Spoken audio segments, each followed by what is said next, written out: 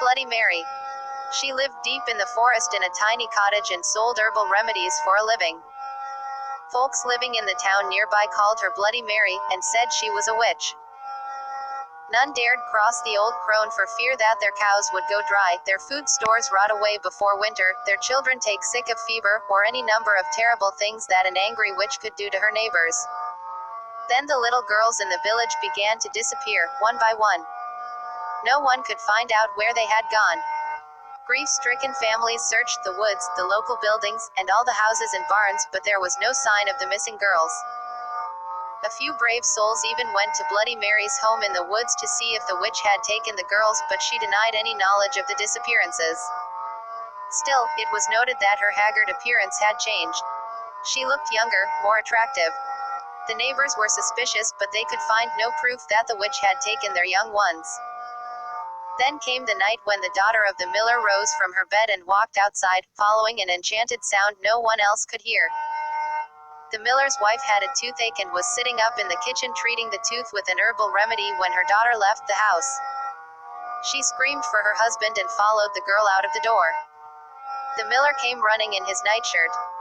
Together, they tried to restrain the girl, but she kept breaking away from them and heading out of town. The desperate cries of the miller and his wife woke the neighbors. They came to assist the frantic couple. Suddenly, a sharp-eyed farmer gave a shout and pointed towards a strange light at the edge of the woods. A few townsmen followed him out into the field and saw Bloody Mary standing beside a large oak tree, holding a magic wand that was pointed towards the miller's house. She was glowing with an unearthly light as she set her evil spell upon the miller's daughter. The townsmen grabbed their guns and their pitchforks and ran toward the witch. When she heard the commotion, Bloody Mary broke off her spell and fled back into the woods. The far-sighted farmer had loaded his gun with silver bullets in case the witch ever came after his daughter. Now he took aim and shot at her.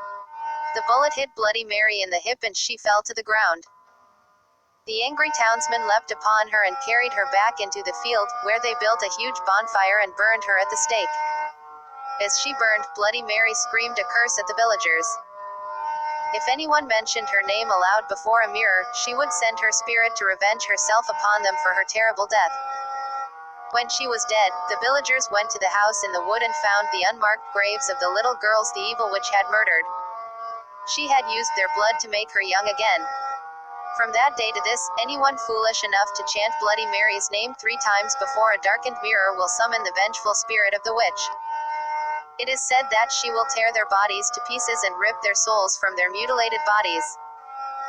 The souls of these unfortunate ones will burn in torment as Bloody Mary once was burned, and they will be trapped forever in the mirror. Bloody Mary returns. When her evil stepmother kills both her brothers, a young girl must fight for her life using every resource she has at her disposal.